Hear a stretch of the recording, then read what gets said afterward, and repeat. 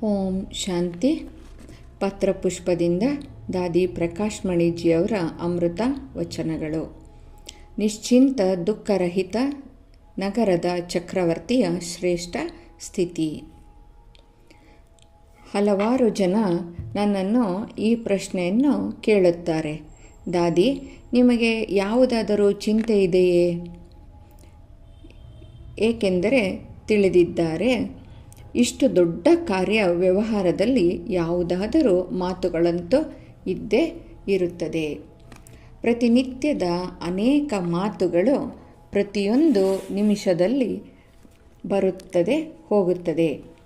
ಕೆಲವು ಬಾರಿ ಎಂದು ಒಂದರಲ್ಲಿ ಇನ್ನೊಂದು ಮಾತು, ಇನ್ನೊಂದರಲ್ಲಿ ಮತ್ತೊಂದು ಮಾತು ಬಂದು ಬಿಡುತ್ತದೆ ಎಂದರೆ ಚಿಂತೆಯಂತೂ ಬಂದೇ ಬರುತ್ತದೆ. ಆದರೆ ಬಾಬಾರವರು ನನಗೆ ನಿಜವಾಗಿಯೂ ವೈಯಕ್ತಿಕವಾಗಿ ಈ ವರದಾನವನ್ನು ಕೊಟ್ಟಿದ್ದಾರೆ. ನನಗೆ ಯಾವುದೇ ಚಿಂತೆ ಆಗುವುದೂ ಇಲ್ಲ, ಯಾವುದೇ ಚಿಂತೆಯನ್ನು ನಡೆಯುವುದೂ ಇಲ್ಲ. ಇದರ ಕಾರಣವಾಗಿದೆ, ನಾನು ನಿಮಿತ್ತವಾಗಿದ್ದೇನೆ. ಚಿಂತೆ ಮಾಡುವವರು ಮಾಡಲಿ, ನಾನು ಏಕೆ ಮಾಡಬೇಕು? ನನಗೆ ಚಿಂತೆ ಮಾಡಲು ಯಾರೂ ಸಹ ನನ್ನ ರಚನೆಯಲ್ಲ, ಭಗವಂತನ ರಚನೆಯಾಗಿದ್ದಾರೆ. ಅವರ ಚಿಂತೆಯನ್ನು ನೀನೇ ಮಾಡು. ನೀವು ನನಗೆ ಈ ಕಾರ್ಯವನ್ನು ಮಾಡು ಎಂದು ಹೇಳುತ್ತೀರಿ ಎಂದರೆ ನಾನು ಮಾಡುತ್ತೇನೆ. ನೀನೇ ಮಾಡಿಸುವವನು, ನಾನು ಕೇವಲ ನಿಮಿತ್ತನಾಗಿದ್ದೇನೆ. ಸರಿಯಾಗಿದ್ದರೂ ನೀವು ಕುಳಿತಿದ್ದೀರಿ, ತಪ್ಪಾಗಿದ್ದರೂ ಸಹ ತಾವೇ ಜವಾಬ್ದಾರರಾಗಿದ್ದೀರಿ ಎಂದ ಮೇಲೆ ಯಾವುದರ ಚಿಂತೆ? ಯಾವುದಾದರೂ ಮಾತಿದ್ದರೆ ಪ್ಲ್ಯಾನ್ ಮಾಡಿ ಸಲಹೆಯನ್ನು ತೆಗೆದುಕೊಳ್ಳಿ. ಹೇಗೆ ಮಾಡುವುದು, ಏನು ಮಾಡುವುದು? ಆದರೆ ಇದರಲ್ಲಿ ಯಾವ ಮಾತಿನ ಚಿಂತೆ? ಚಿಂತೆ ಚಿತೆಯ ಸಮಾನವಾಗಿದೆ. ನಾವು ಎಂದೂ ಸಹ ಚಿಂತೆ ಮಾಡುವುದಿಲ್ಲ.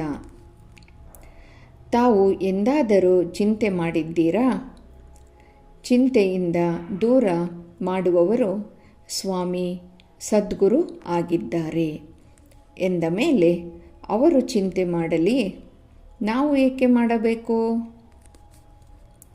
ತಾವೆಲ್ಲರೂ ಬಾಬಾರವರ ಹೃದಯ ಸಿಂಹಾಸನದ ಮೇಲೆ ಕುಳಿತುಕೊಂಡರೆ ಯಾವುದೇ ಮಾತಿನ ಚಿಂತೆ ಇರುವುದಿಲ್ಲ.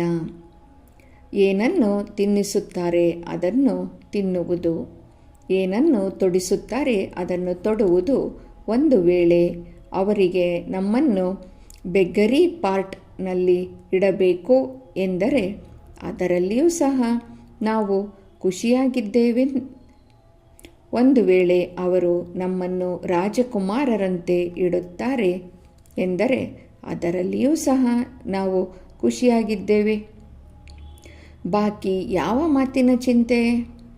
ಬಾಬಾರವರು ಹೇಳುತ್ತಾರೆ, ಸರ್ವಿಸ್ ಮಾಡಿ. ನಾವು ಹೇಳುತ್ತೇವೆ, ಆಯಿತು ಬಾಬಾ, ತಾವು ಮಾಡಿಸುವವರಾಗಿದ್ದೀರಿ. ಏನನ್ನೇ ಮಾಡಿಸಿದರೂ ನಾವು ತಯಾರಾಗಿದ್ದೇವೆ. ನಮ್ಮೆಲ್ಲರ ಮಂತ್ರ ಒಂದೇ ಆಗಿದೆ, ಆಯಿತು ಪ್ರಭು, ನಾವು ಹಾಜರಾಗಿದ್ದೇವೆ. ಅವರು ಪ್ರಭು ಆಗಿದ್ದಾರೆ. ಏನೇ ಆದೇಶ ಮಾಡಲಿ ನಾವು ಮಾಡುತ್ತೇವೆ. ಬಾಕಿ ಯಾವ ಮಾತಿನ ಚಿಂತೆ? ಹೆಚ್ಚು ಎಂದರೆ ಹೆಚ್ಚು ಕಾಲ ಇಷ್ಟೇ ಹೇಳುತ್ತಾರೆ. ಒಣಗಿದ ರೊಟ್ಟಿಯನ್ನು ತಿನ್ನಿ ಎಂದರೂ ಸಹ ತಿನ್ನುತ್ತೇವೆ. 36 ಪ್ರಕಾರದ ವ್ಯಂಜನವನ್ನು ತಿನ್ನು ಎಂದರೂ ಸಹ ತಿನ್ನುತ್ತೇವೆ. ನಮಗಾಗಿ ಎರಡೂ ಸಹ ಸಮಾನವಾಗಿದೆ. ಈ ರೀತಿಯ ಯೋಗಿಗಳು ಸಹ ಇರುತ್ತಾರೆ. ಗುಹೆಯಲ್ಲಿ ಇರುತ್ತಾರೆ. 1 ತಿಂಗಳು ಕೇವಲ ನೀರನ್ನು ಕುಡಿದು ಇರುತ್ತಾರೆ. ಇಂತಹ ಸಮಯ ಬಂದರೆ ನಾವು ಸಹ ನೀರು ಕುಡಿದು ಇದ್ದು ಬಿಡುತ್ತೇವೆ. ಸಮರ್ಪಿತ ಅವರಾಗಿದ್ದಾರೆ. ಯಾರು ಹೆಜ್ಜೆ ಹೆಜ್ಜೆಯಲ್ಲಿ ಶ್ರೀಮತದ ಆದೇಶದಂತೆ ನಡೆಯುತ್ತಾರೆ. ಇದೇ ನಮ್ಮ ಧರ್ಮವಾಗಿದೆ, ಮರ್ಯಾದೆ ಆಗಿದೆ, ಶ್ರೀಮತವೇ ಆಜ್ಞೆಯಾಗಿದೆ ಎಂದ ಮೇಲೆ ಬಾಬಾರವರ ಆಜ್ಞೆಯ ಮೇಲೆ ಸದಾ ನಡೆಯಿರಿ. ನಮ್ಮ ಹೆಜ್ಜೆಯಲ್ಲಿಯೂ ಬಾಬಾರವರ ಶ್ರೀಮತದಂತೆ ನಡೆಯುತ್ತಿದ್ದೇನೆಯೇ ಇದರ ಚಾರ್ಟು ನೋಟ್ ಮಾಡಿ.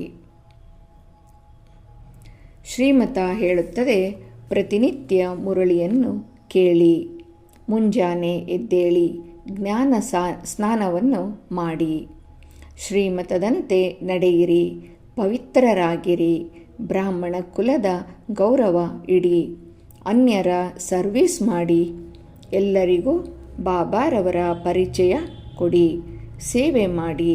ಇದೆಲ್ಲವೂ ಶ್ರೀಮತವಾಗಿದೆ. ಈಗ ಬಾಬಾರವರು ನಮ್ಮೆಲ್ಲರಿಗೂ ಇದೇ ಅಂತಿಮ ಶ್ರೀಮತವನ್ನು ಕೊಟ್ಟಿದ್ದಾರೆ.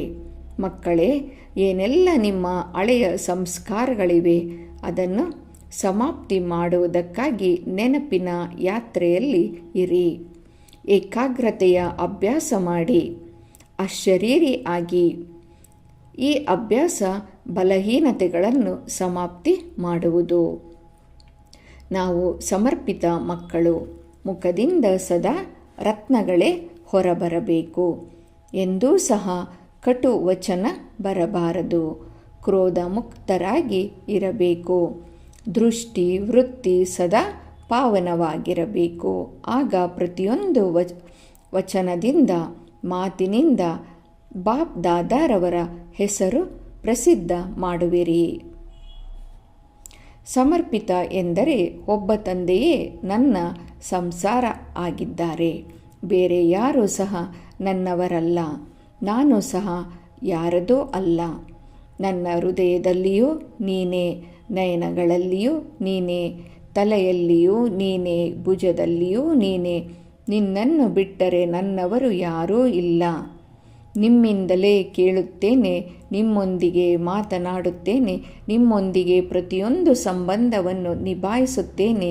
ಈ ರೀತಿ ನಷ್ಟಮೋಹ ಸ್ಮೃತಿ ಸ್ವರೂಪದಲ್ಲಿ ಇರುವವರೇ ಅಂತಿಮ ಸಮಯದಲ್ಲಿ ಸೆಕೆಂಡಿನ ಪೇಪರ್ನಲ್ಲಿ ಪಾಸ್ ವಿತ್ ಆನರ್ ಆಗಲು ಸಾಧ್ಯ.